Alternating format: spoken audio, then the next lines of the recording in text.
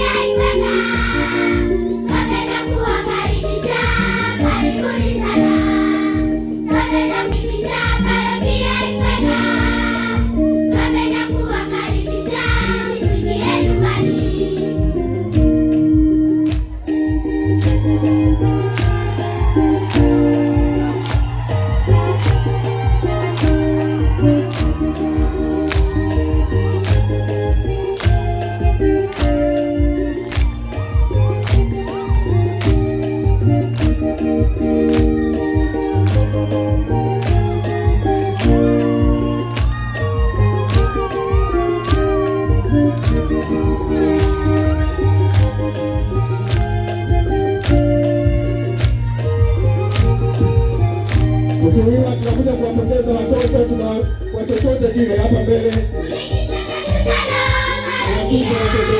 Kwa chochote kile.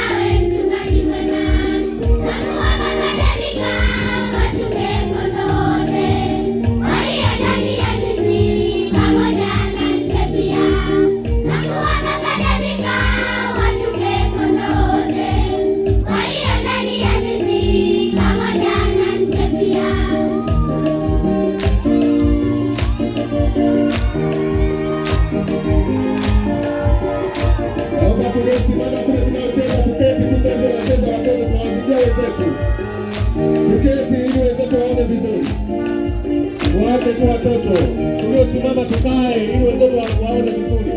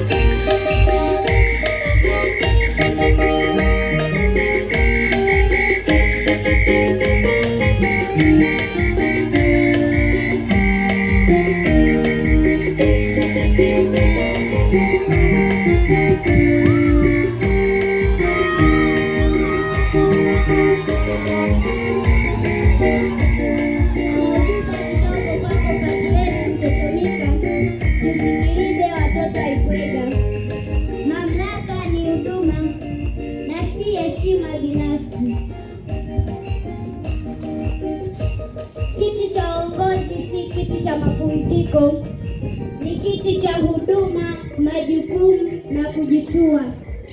Uwapo kiongozi, uwe sauti ya matumaini, ishara ya imani na dira ya kizazi kipya cha viongozi waadilifu.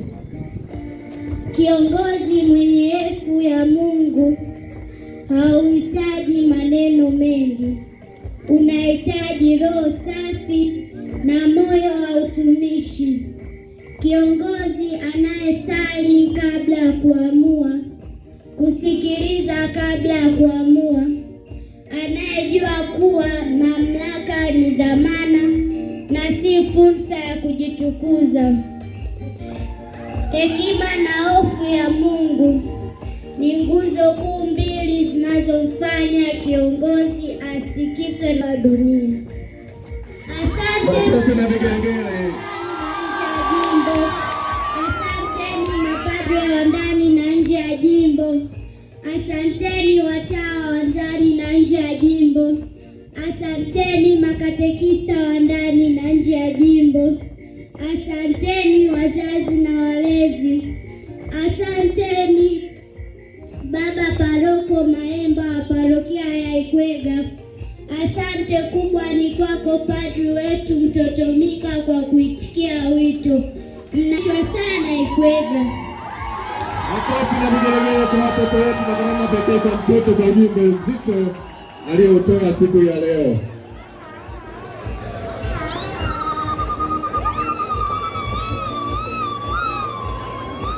Ndio wanaondoka sasa. Makofi na vigelegele jamani. Tuwapongeze watoto wetu na asante kwa kuwatunza. Basi watoto, leo mna uhakika mfuko wenu wa utoto mtakatifu umetumishwa leo.